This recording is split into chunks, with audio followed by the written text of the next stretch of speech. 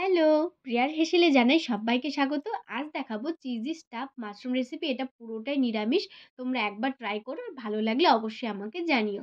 ১ম এ মাশরুমের ভেতরের অংশগুলো আমি বের করে এটা একটা খোলস তৈরি করে নেব।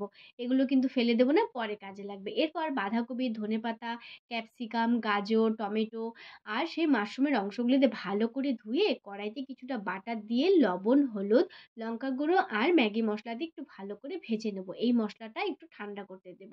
এরপর নিব ব্রেড ক্রাম্ব। ব্রেড ক্রাম্বটা কিন্তু আমার ঘরের তৈরি।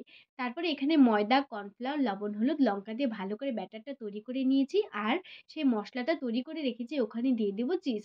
চিজটা দিয়ে ভালো করে মিশিয়ে খোলস তৈরি করে রাখা মাশরুমের ভেতরে পুরে ব্যাটারের মধ্যে গুলিয়ে এবার ব্রেড ক্রাম্বে ভালো করে কোট করে এটাকে লাল করে ভেজে নেব।